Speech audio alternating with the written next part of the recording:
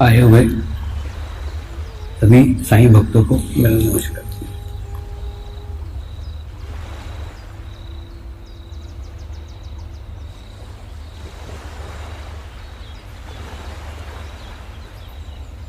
आज के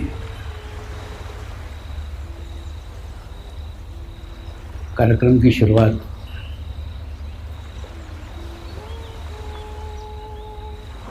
राजा जनक के जीवन काल की एक कहानी से करने जा रहे हैं। राजा जनक को विदेही कहा जाता था।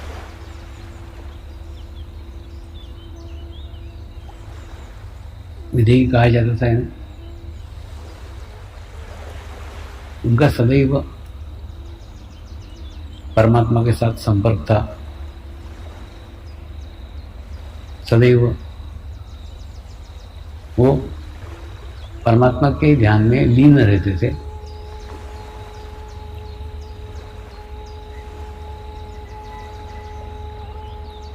ऐसी उनकी ख्याति थी। और इस ख्याति को सुनकर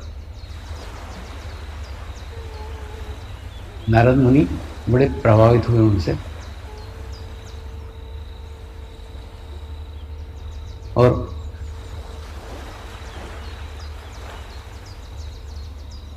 उनका दर्शन करने के लिए वे जाना चाहते थे। तो वे उनके दरबार में गए तो वहाँ उन्होंने देखा राजा जनक सिंहासन के ऊपर बैठे हुए हैं। नृत्यांगना उनके सामने नृत्य कर रही है। वाद्य वृंद बज रहा है।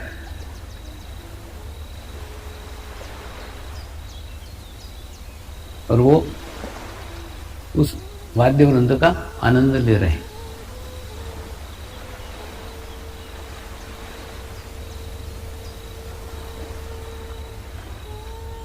इसको बहुत आश्चर्य हुआ। ये पूरे भोग विलास में डूबे हुए हैं,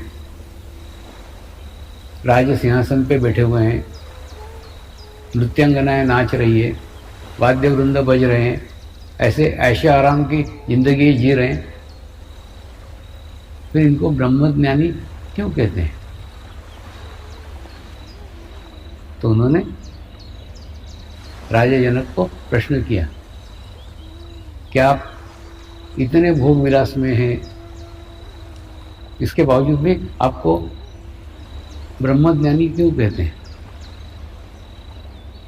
तो राजा जनक ने उत्तर दिया, इसका उत्तर मैं आपको कल दूंगा। आप यह एक कटोरी दूध लीजिए और ये कटोरी लेकर के आप दिन भर घूमिए और दिन भर घूमने के बाद अगर इसका दूध नहीं छलका तो मैं आपको बताऊंगा कि मुझे ब्रह्मज्ञानी क्यों कहते हैं। नारद मुनि वो कटोरी और दूध लेकर के दिन भर घूमते रहे, क्योंकि सब जगह घूमना उनकी आदत थी। उस आदत के अनुसार सब जगह घूमते रहे, लेकिन घूमते हुए कहीं पे भी कोई चित्त नहीं था। उनका अटेंशन कहीं पे भी नहीं था। उनका सारा चित्त उस कटोरी के ऊपर था और दूध के ऊपर था, ताकि वो दूध छलकना नहीं चाहिए। और बाद में दूसरे दिन आकर के दरबार में मिले तो राजा जनक ने पूछा, कल आपने क्या क्या देखा? कल आप कहाँ कहाँ घूमे? तो मैं बोले, घूमा तो खूब जगह, लेकिन मैंने कुछ भी नहीं देखा। मैं सब जगह था, लेकिन किसी भी जगह नहीं था। मेरा सारा चित्त मेरे इस दूध के कटोरी के ऊपर था। दूध और कटोरी देखता रहा, क्योंकि अगर दूध छलक जाता तो आप नहीं बताते ना कि आपको ब्रह्मज्ञानी क्यों कहते हैं। राजा जनक ने उत्तर दिया, बिल्कुल यही स्थिति मेरी है। तुमको दिख रहा है कि मैं राज्य सिंहासन पे बैठा हूँ, लेकिन मेरा चित्त राज्य सिंहासन पे नहीं है। तुमको दिख रहा है नृत्यांगना मेरे सामने नाच रही है, लेकिन मेरा चित्त नृत्यांगना में नहीं है, नृत्य में भी नहीं है। तुमको दिख रहा है कि वाद्य वृंद बज रहे हैं, मैं सुन रहा हूँ, लेकिन मेरा चित्त उस वाद्य वृंद में भी नहीं है। मेरा चित्त इन सब के बीच में रहते हुए भी सहस्रार पे रहता है, इसलिए मुझे ब्रह्मज्ञानी कहते हैं।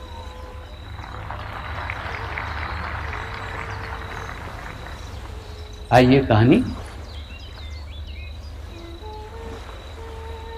गृहस्थ आश्रम के लोगों के लिए आदर्श है।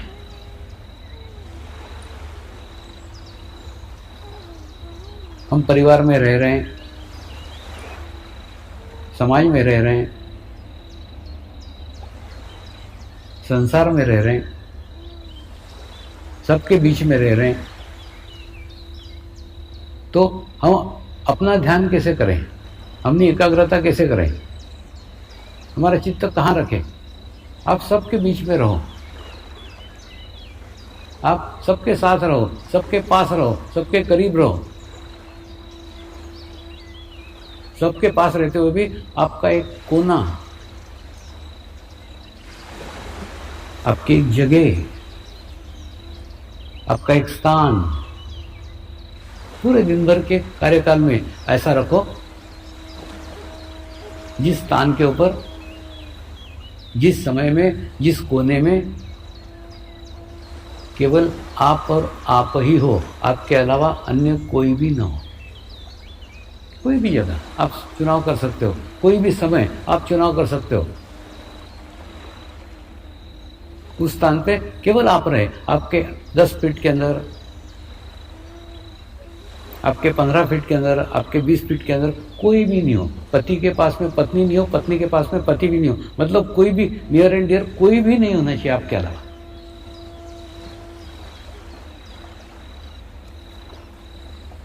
ऐसा ध्यान का अभ्यास करो, ऐसे ध्यान की प्रैक्टिस करो, तो उससे क्या होगा, धीरे धीरे धीरे धीरे धीरे धीरे आपका आभामंडल, आपका ओरा विकसित होगा। जैसे रहते कि नहीं, बलून रहता है, बलून बुझा हुआ बलून है तो छोटा सा है, हाथ में आ सकता है, लेकिन वही बलून को अगर फुला लिया तो वो इतना बड़ा हो जाएगा, दोनों हाथ में भी नहीं आएगा। उसी प्रकार से जब तक आपका ओरा सिंक है तो छोटा सा है, लेकिन आप जैसे प्रैक्टिस करोगे ना तो धीरे धीरे धीरे धीरे होगा। पहले 1 फीट का होगा, 2 फीट का होगा, 5 फीट का होगा, 10 फीट का होगा, 20 फीट का, 25 फीट का।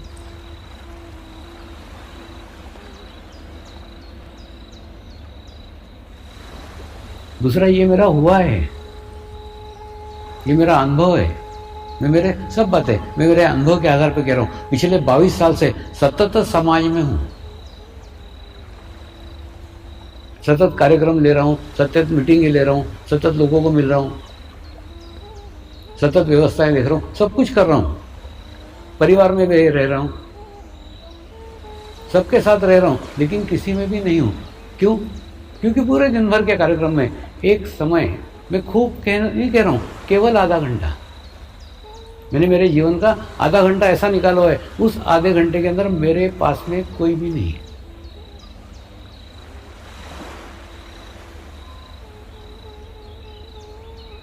होता है ना, जैसे हम मोबाइल को चार्ज करते हैं, बाद में दिन भर मोबाइल को इस्तेमाल करते हैं, ठीक इसी प्रकार से अपना शरीर रूपी मोबाइल भी आप एक आधा घंटा चार्ज करो, आधा घंटा इनफ है, आधा घंटा काफ़ी है। आधे घंटे के में आपकी पूरी बैटरी चार्ज हो जाएगी, फिर उसको 23.5 घंटे इस्तेमाल करो, लेकिन वो आधे घंटे केवल आप और आप ही हो, यानी आपके आसपास दूसरा कोई शरीर न हो, एक दूसरा आपके आसपास दूसरा कोई व्यक्ति न हो। शरीर न हो, व्यक्ति न हो से अर्थ तुम्हारे चित्त पे किसी का विचार न हो। मैंने बैठे तो हैं ऐसे एकांत में, लेकिन तुम्हारे मन में खूब लोगों के विचार चल रहे हैं, खूब लोगों पे चित्त जा रहा है, तो वो सब लोगों को तुम साथ में बैठे हो, ऐसा उसका अर्थ लगता है। जब आधे घंटे बैठो ना, आधे घंटे में किसी भी व्यक्ति का कोई विचार ही नहीं आना चाहिए, कुछ नहीं आना चाहिए, एकदम शून्य की अवस्था। हम जब कुछ नहीं करते रहते तब विचार करते रहते। कई लोग रहते ना, आप देखोगे पड़े रहते आधा आधा घंटा, क्या कर रहे, विचार कर रहे। अरे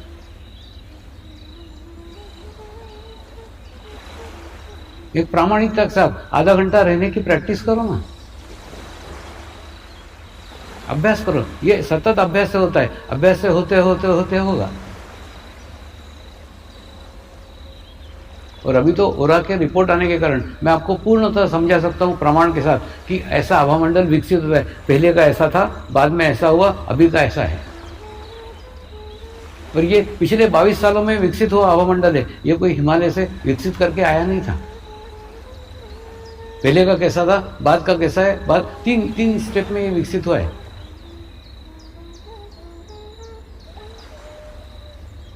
तो जब मेरा हो सकता है तो आपका क्यों नहीं हो सकता? आपका भी हो सकता है। सिर्फ उसके लिए सतत साधना की आवश्यकता है, सतत अभ्यास की आवश्यकता है। नियमित खूब करने का जरूरत नहीं है। एक डॉक्टर ने मेरे को प्रश्न किया, स्वामी जी रविवार को छुट्टी रहती है ना, मैं 8-8 घंटे ध्यान करता हूँ और बाकी 7 दिन मेरा नहीं होता, तो मेरी स्थिति एकदम अच्छी हो जाएगी क्या? मैंने क्या रात भर घुसेड़ के रख मोबाइल के चार्ज को, तो वो ज़्यादा चार्ज हो जाएगा क्या?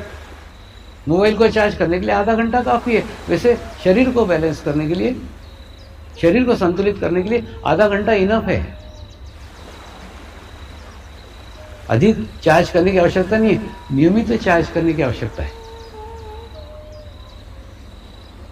तो परिवार में रहो, समाज में रहो, रिश्तेदारों में रहो, सबके अंदर रहो, लेकिन किसी में भी मत रहो। और जो गलती मैंने की वो गलती तुम मत करना। मैंने गलती ये की, मैं हर दफे ध्यान की बात करता था, मेडिटेशन की बात करता था, तो रिश्तेदार मेरे से 2 फुट दूर ही भागते थे। एक आधे शादी के कार्यक्रम में गया ना, तो मैं जिस कोने में बैठा हूँ उस कोने में आसपास भी कोई रिश्तेदार फटकता नहीं था कि जाके बेकार बोर करेगा, ध्यान की बातें करेगा। इसलिए आप सबके साथ रहो, जैसे रिश्तेदार आपके हैं, जैसे आपके मित्र हैं, उनके साथ वैसे रहो ना। पहले उनके साथ में रहो, उनके पास में रहो, फिर धीरे धीरे धीरे धीरे तुम्हारे अंदर का चेंज, तुम्हारे अंदर का बदलाव उनके नज़र में आएगा ना। तुम्हारे पहले उनके नज़र में आएगा, वही जानेंगे। रहता है ना, जैसे हम देखते हैं कीचड़ के अंदर कमल खिला हुआ रहता है, यानी कीचड़ के अंदर एक डंडी कमल की घुसी हुई रहती है, यानी कीचड़ के संपर्क में रहता है, लेकिन कीचड़ का एक भी दाग कमल के ऊपर नहीं रहता। कमल एकदम सुंदर अपना हवामंडल लेके रहता है, अच्छा सुवास लेकर के रहता है, अच्छा विकसित रहता है, दिखने को भी सुंदर दिखता है। रहता कहाँ है? कीचड़ में। तो कमल कहाँ खिला है उसको कोई महत्व नहीं है। महत्व है कमल ने अपना अस्तित्व कीचड़ से अलग बना करके सदैव रखा हुआ है, और कीचड़ का एक भी दाग उसके ऊपर आया हुआ नहीं है। अब भी ये संसार रूपी दुनिया के अंदर ये सब कीचड़ है, इसके अंदर रहो ना, लेकिन कमल सरीके खिले हुए रहो कि उसके अंदर रह करके भी उसका कोई दाग, उसका कोई इफेक्ट, उसका कोई प्रभाव आपके ऊपर नहीं पड़ा है। ये नहीं हो सकता ऐसा नहीं, हो सकता है, हुआ है, होगा। केवल सतत अभ्यास की, सतत प्रैक्टिस की आवश्यकता है। जिसे हम नाव का देखते हैं, देखते ही नहीं, नदी के अंदर नाव चलती रहती है, लेकिन कई घंटे नाव नदी में चल रही, लेकिन नदी नाव में नहीं आती।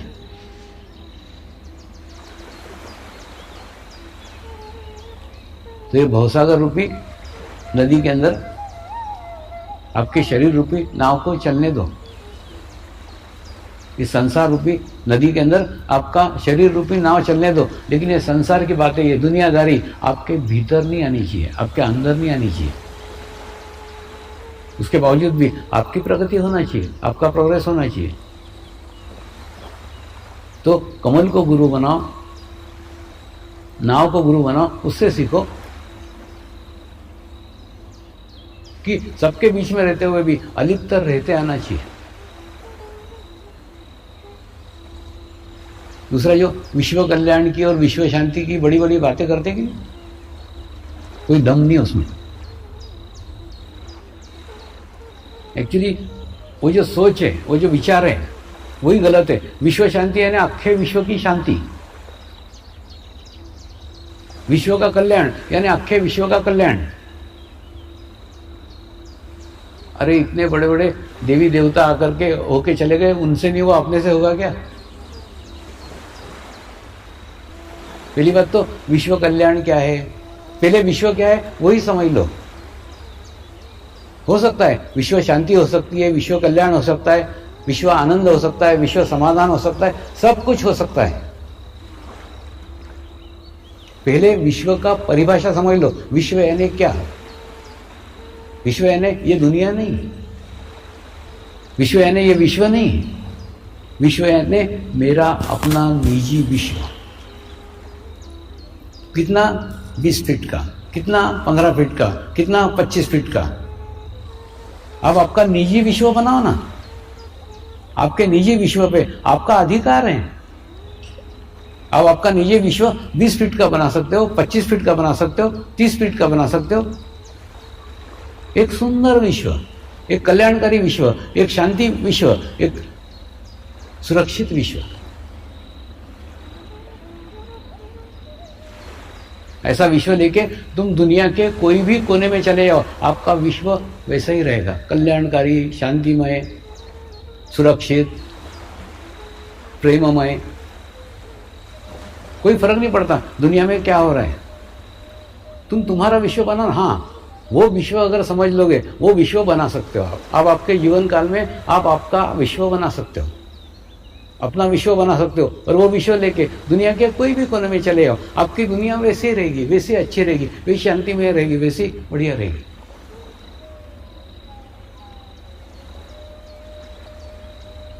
एक बार कोइंसिडेंस ऐसा हुआ कि मुझे जर्मनी जाना पड़ा। जर्मनी कई बार गया हूं, लेकिन आबू धाबी होते हुए आज तक नहीं गया। उस समय आबू धाबी होकर गया, और आबू धाबी सिर्फ गया नहीं, 3 घंटे आबू धाबी में पड़ा हुआ था। जाते समय भी 3 घंटे पड़ा हुआ था, आते समय भी 3 घंटे पड़ा हुआ था।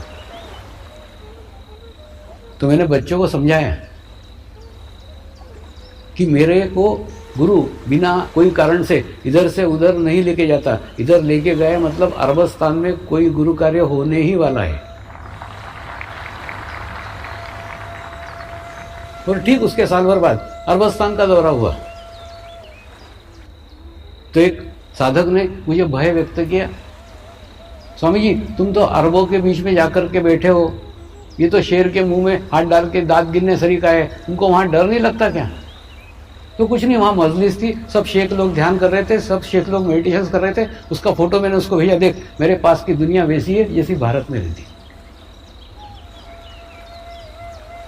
ये दुनिया मेरी है, ये विश्व मेरा है, ये विश्व लेके मैं दुनिया के कोई भी कोने में जाऊंगा, मेरा विश्व ऐसा ही रहेगा, शांतिमय रहेगा। सब लोग भारत में भी ध्यान सीख रहे हैं, यहाँ पे भी ध्यान सीख रहे हैं, वहाँ पे भी शेखों ने मेडिटेशन किया, ध्यान किया, अच्छे से स्वागत किया।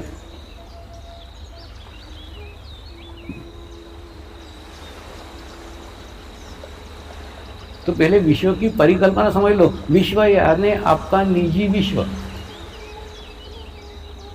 विश्व यानी ये अक्खा विश्व नहीं। और विश्व शांति अगर चाहते हो तो उसकी शुरुआत आत्म शांति से होगी। पहले अपने अंदर की शांति आएगी, अपने आसपास का विश्व होगा। हो सकता है प्रत्येक मनुष्य ऐसा विश्व बनाने में सफल हो जाए तो एक दिन विश्व में शांति आ जाए, लेकिन उसके सिवा केवल अगर तुम कल्पना करो विश्व शांति की तो वो संभव नहीं है। एक बार जर्मनी के कुछ डॉक्टर्स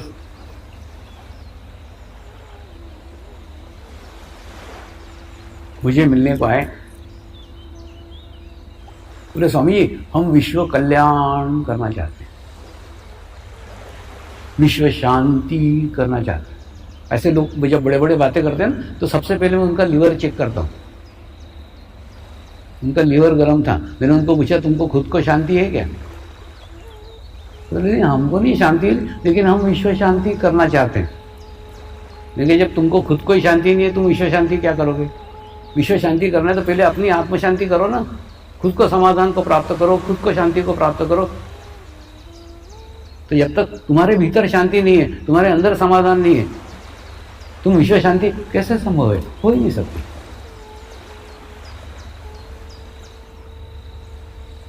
कुछ वर्ष पहले पेरिस के अंदर प्रदूषण के ऊपर खूब बड़ा सम्मेलन हुआ था।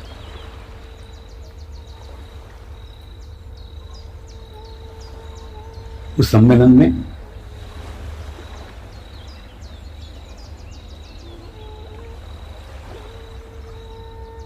अलग अलग देशों ने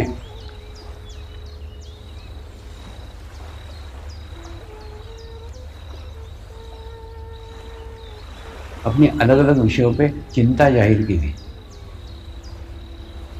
किसी ने पानी के प्रदूषण के ऊपर बातचीत की थी, किसी ने फैक्ट्रियों से निकलने वाले धुएं के ऊपर बात की थी। यानी विश्व के विभिन्न प्रदूषणों के ऊपर चर्चाएं हुई थी और विश्व में प्रदूषण बढ़ रहा है इसके ऊपर चिंता व्यक्त की गई थी।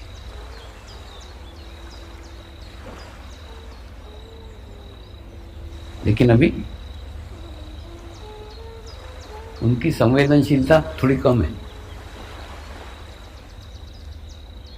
मैं एक और अलग प्रदूषण की बात कर रहा हूं, जो प्रदूषण सबसे बड़ा है, सबसे घातक है, सबसे भयानक है,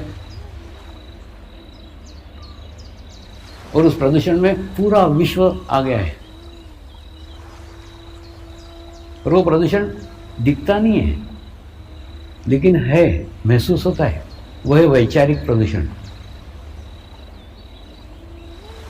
और जितने विकसित राष्ट्र हैं, जितने बड़े बड़े शहर हैं, जितने भीड़ भाड़ वाले स्थान हैं, उन सब जगह ये वैचारिक प्रदूषण बिल्कुल महसूस होता है।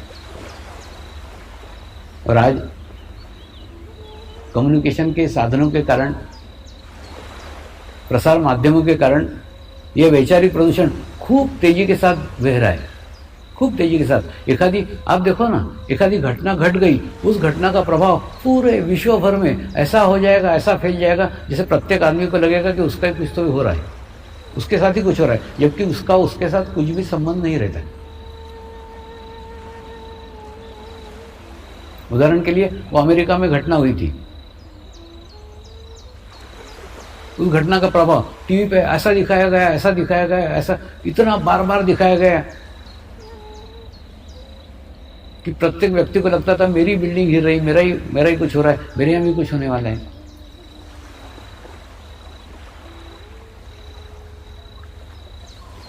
तो ये वैचारिक प्रदूषण खूब तेजी के साथ फैल रहा है। यही कारण है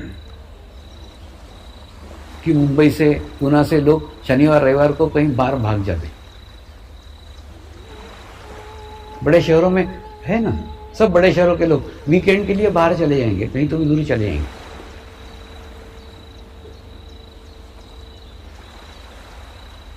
लेकिन तुम घर से भाग जाने से तुम्हारा घर थोड़ी स्वच्छ होगा, घर थोड़ी पवित्र होगा। घर पवित्र होगा ध्यान से, भाग करके नहीं होगा। तुमको तुम्हारे घर को पवित्र करने का है, घर को शुद्ध करने का है, घर को सुरक्षित करने का है। तो घर में बैठ के ध्यान करो, घर से भागो मत शनिवार रविवार, क्योंकि आने के बाद में सोमवार को फिर उसी घर का सामना करना पड़ेगा जो शुक्रवार को छोड़ के गए थे।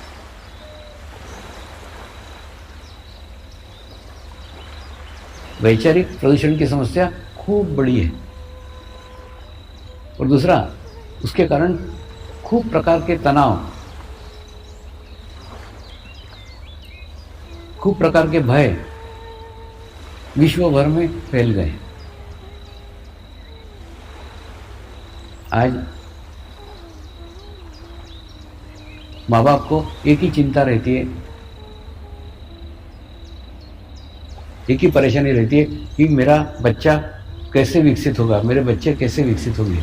बच्चों की सुरक्षा की चिंता रहती है, मेरा बच्चा बिगड़ न जाए।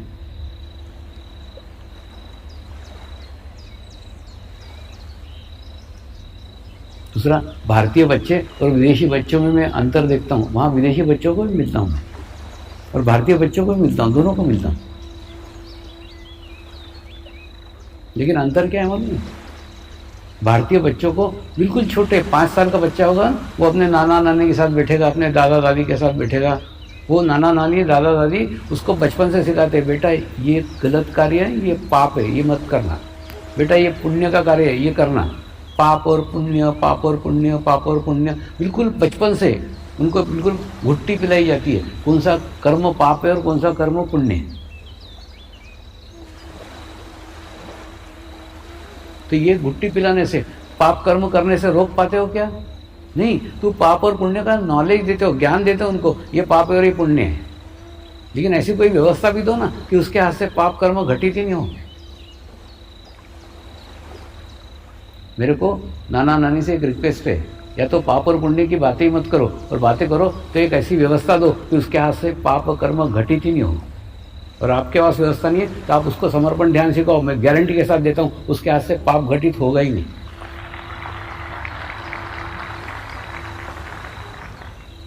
ये क्यों बताया? किस विश्वास पे बताया? क्या होता है मालूम है? जैसे तुम्हारा बच्चा ध्यान करेगा ना, ध्यान करते करते करते करते उसके आसपास एक सकारात्मक शक्तियों का आभामंडल विकसित हो जाएगा। और जब एक सकारात्मक शक्तियों का आभामंडल विकसित होगा तो उसके पास नकारात्मक शक्तियां होंगे ही नहीं। तो नकारात्मक कर्म तो छोड़ो, नकारात्मक विचार तक उसको नहीं आएंगे। नकारात्मक कर्म करने के लिए नकारात्मक विचार आना चाहिए, वो भी नहीं आएंगे। ऐसा आभामंडल, ऐसा ओरा उसके आसपास बनेगा, और उसके आसपास बनेगा वो अंदर से और बाहर से सुरक्षित रहेगा। अंदर से मेरा आशय, आपका लड़का कभी भी आत्महत्या नहीं करेगा। आज भारत की खूब बड़ी समस्या है, युवक और युवतियां बहुत बड़ी संख्या में भारत में आत्महत्याएं कर रहे हैं। किसान लोग आत्महत्याएं कर रहे हैं।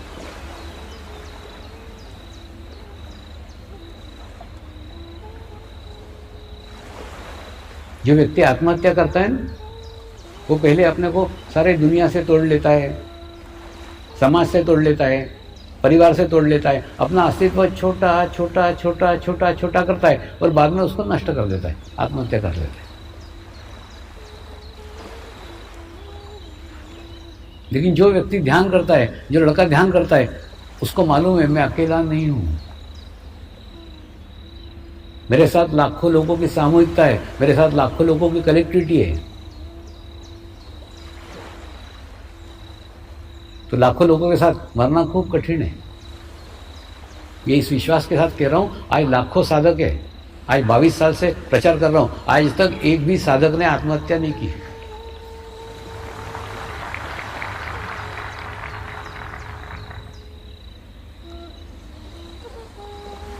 तो ध्यान से आत्महत्याएं रुक सकती है। तो इस प्रकार आपका बच्चा को अंदर से सुरक्षा प्राप्त होगी, आपके लड़के को भीतर से सुरक्षा प्राप्त होगी, कभी भी आत्महत्या नहीं करेगा।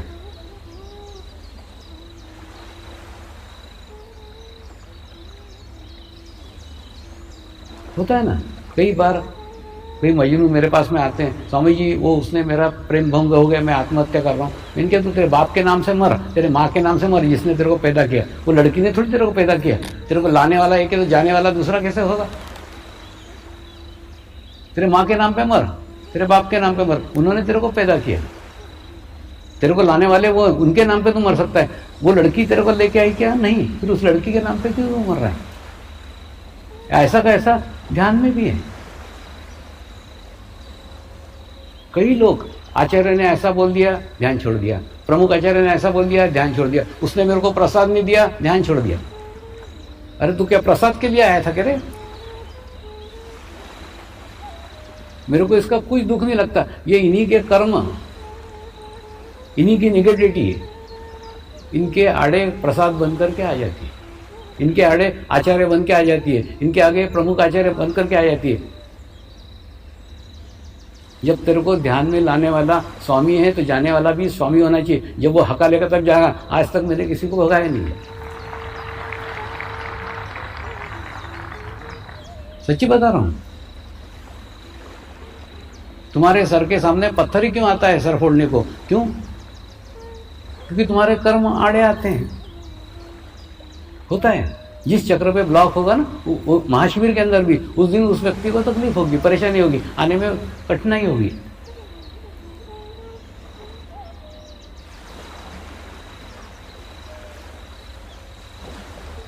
तो मेरा सिर्फ यही कहना है कि अगर समर्पण ध्यान में लाने वाला स्वामी है तो जाने वाला भी स्वामी होना चाहिए। वो जब बोले जा तब जाने का।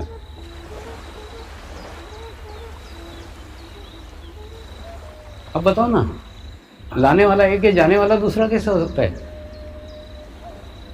इतनी छोटी छोटी बातें जिसको बताते हुए भी शर्म आती है, इतनी छोटी छोटी घटनाओं से वो लोग छोड़ के चले जाते हैं।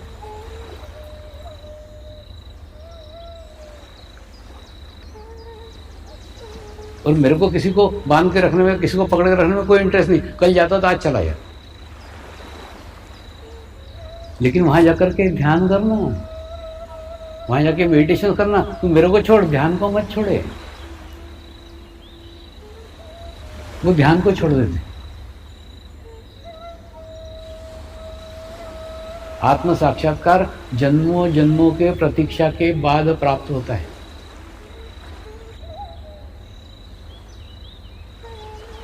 आसान मिला है इसलिए आसान मत समझो, कुछ आसान नहीं है।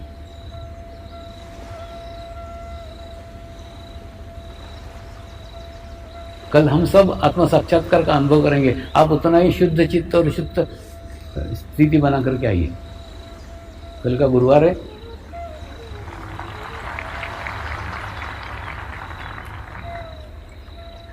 शरीर से आत्मा बनने को 3 दिन लगते हैं। ये 3 दिन की साधना आज अपनी समाप्त हो रही है। कल आप शरीर से आत्मा बनेंगे। अब कल का तारीख, कल का समय, कल का स्थान, शिरडी, यहाँ जन्म होने वाला है तुम्हारा कल, वो याद करना। बाकी मर गए सब पहले के।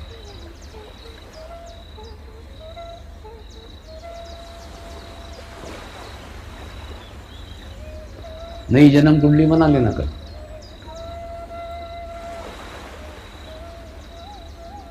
तुम्हें कह रहा था कि आपके लड़के को अंदर से और बाहर से सुरक्षा प्राप्त होगी।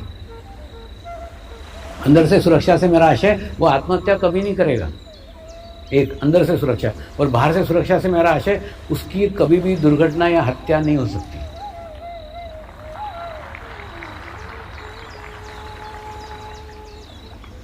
एक बार रामकृष्ण मिशन में मैं कार्यक्रम लेने के लिए गया। 8 दिन का शिविर लिया।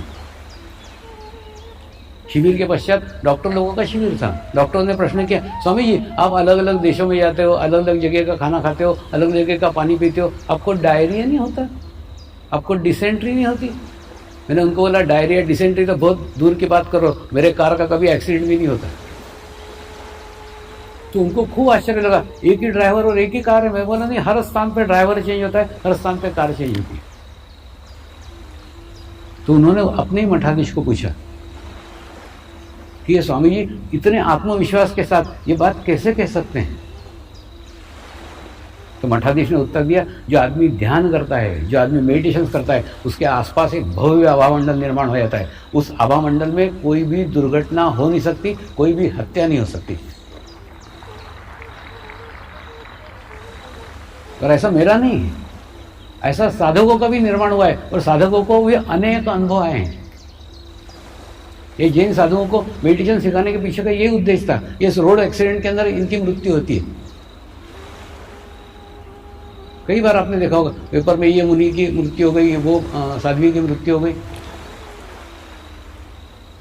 उनका शिविर लेकर उनको यही समझाया, आप ध्यान करके मेडिटेशन करके एक ऐसा आभामंडल बनाओ कि वो आभामंडल लेके आप कहीं भी जाओ, दुनिया के कोई भी जगह जाओ, आपकी कभी दुर्घटना नहीं हो सकता, कभी आपका एक्सीडेंट नहीं हो सकता।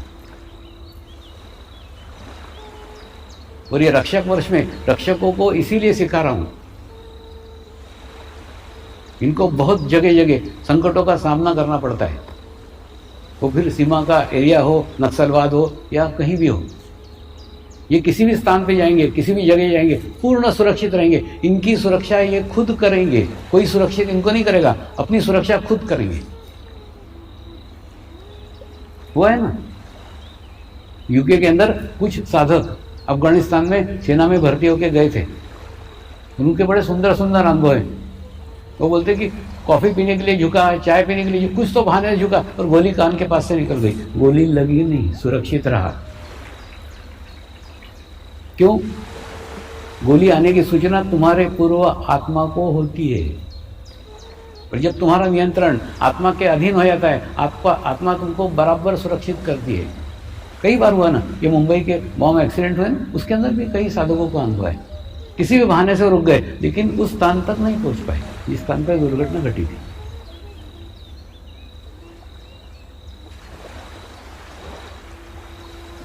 अगर मेडिटेशंस करते हैं, अगर ध्यान करते हैं, तो आपको सुरक्षा प्राप्त होगी। सुरक्षा मैं नहीं दूंगा, सुरक्षा तुम तुम्हारी लोगे। मैं तुमको मेरे ऊपर डिपेंड करने के लिए नहीं आया, तुमको तुम्हारे जीवन में शक्तिशाली करने के लिए आया हूं, मजबूत करने के लिए आया हूं, स्ट्रांग करने के लिए आया हूं, कि तुमको दूसरे की आवश्यकता ही नहीं हो।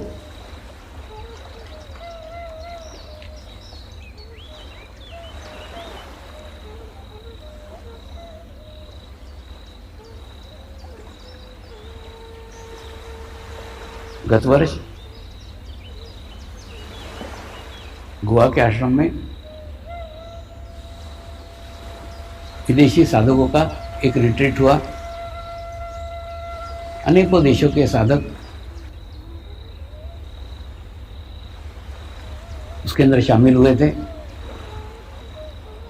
फिर चर्चा का सत्र चला, आपके यहाँ कौन सी समस्या है, आपके यहाँ कौन सा प्रश्न है।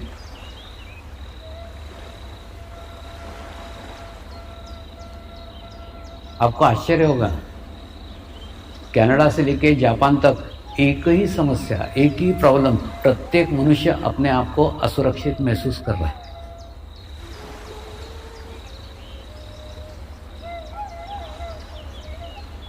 तो उनको कहा, सुरक्षा के लिए तुम किसी के ऊपर भी डिपेंड मत रहो, किसी के ऊपर भी निर्भर मत रहो, तुम्हारी सुरक्षा तुम खुद करो। ध्यान करके, मेडिटेशन करके तुम तुम्हारे आसपास एक आभा मंडल बनाओ, एक ओरा बनाओ, उसके अंदर तुम पूर्णतः सुरक्षित रहोगे, दुनिया के किसी भी कोने में गए तो भी।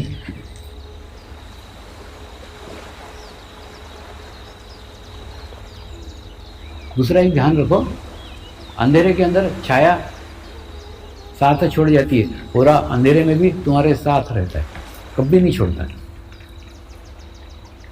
कोई ऐसा स्थान नहीं है जिस स्थान पे ओरा तुमसे अलग होगा, वो सदैव 2400 घंटे तुम्हारे पास में रहता है। जैसे अभी मेरा ओरा अभी मेरे साथ में है, सिर्फ क्या है, अभी वो आंख नहीं है तुम्हारे पास जो उसको देख सके, सूक्ष्म यंत्र से वो अभी भी दिख सकता है, अभी भी देख सकते हैं, वो सदैव 2400 घंटे रहता है।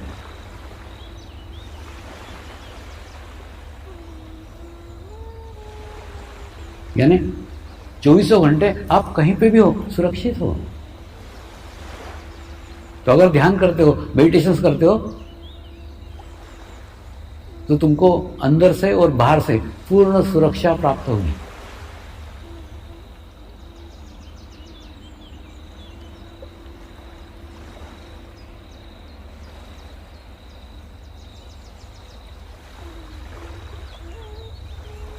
शिव बाबा के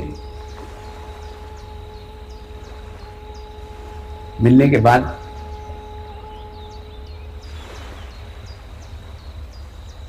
मन में एक शांति अनुभव हो रही थी। परमात्मा की सारी खोज समाप्त हो गई थी। परमात्मा को ढूंढना, परमात्मा को भटकना सब बंद हो गया था।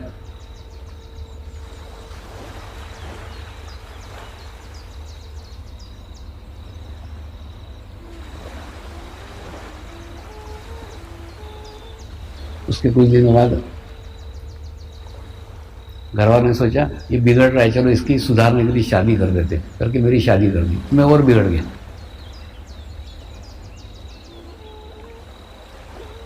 पत्नी को कहा मेरे को हिमालय जाने की इच्छा हो रही।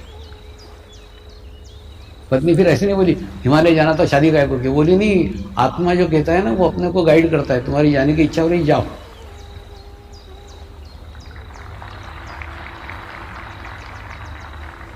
दूसरा वो गायत्री का जाप करती थी तो एकदम राइट साइडेड थी। वो बोलती जिंदगी में मैंने किसी का बुरा नहीं किया, मेरा बुरा कुछ हो नहीं सकता।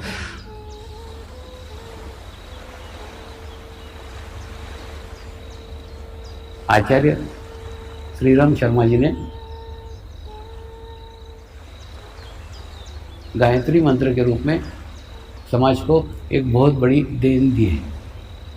ये तो मुझे याद है ना, मेरे बचपन में गायत्री मंत्र लड़कियों को बोलना वर्ज्य था, औरतों को बोलना वर्ज्य था। कितना विचित्र है ना, गायत्री देवी स्त्री, लेकिन स्त्रियों को ही उसका मंत्र बोलने नहीं देते थे। लेकिन उन्होंने आके गायत्री मंत्र के दरवाजे स्त्री और पुरुषों सब समाज के लिए खोल दिए। कोई भी बोल सकता है, कोई भी पाठ कर सकता है, कोई भी उसका जाप कर सकता है।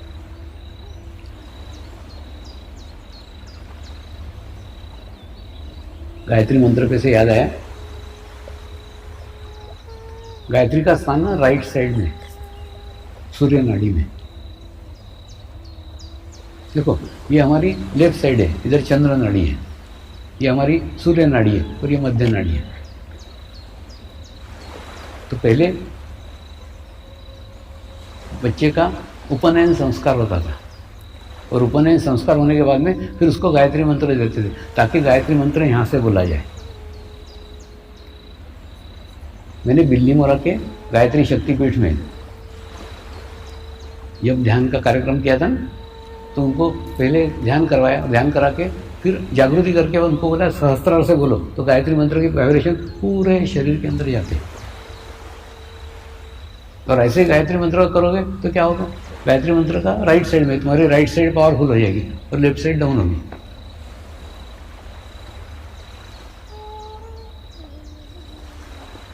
सब रास्ते ना पहुँचते हैं एक ही जगह, लेकिन अलग अलग तरीके से जाते हैं। कोई लेफ्ट साइड से जाता है, कोई राइट साइड से जाता है। लेफ्ट साइड से मतलब भक्ति मार्ग है।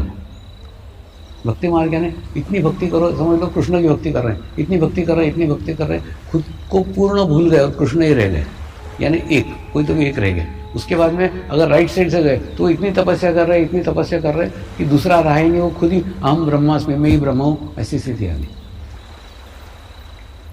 तो अब बताओ ना, समाज में सामान्य आदमी दोनों में से कुछ भी नहीं कर सकता। न इतनी भक्ति कर सकते हो, न इतनी तपस्या कर सकते हो।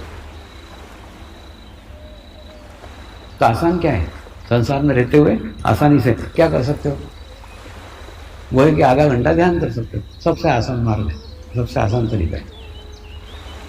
आधा घंटा सिर्फ बीच में रहने की प्रैक्टिस करो। प्रैक्टिस करते करते करते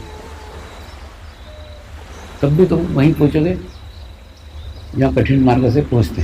ये आसान मार्ग, आसान तरीके।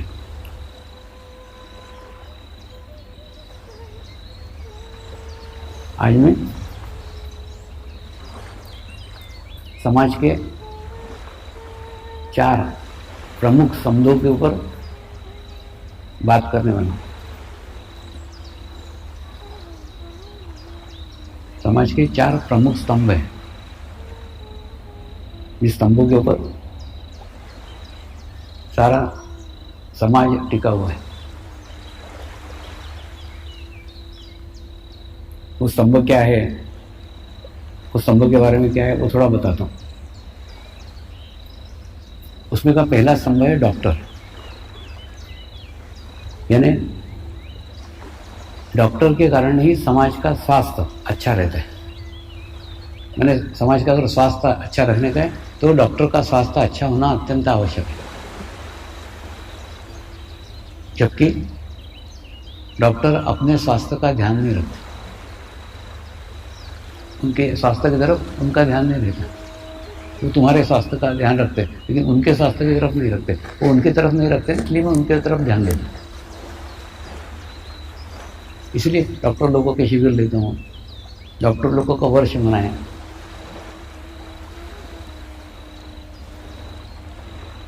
खूब आश्चर्यकारक रिपोर्ट्स है, खूब विचित्र रिपोर्ट्स है जो आपको सच भी नहीं लगेगी। अहमदाबाद के मेडिकल एसोसिएशन ने रिपोर्ट निकाली है। नमस्कार।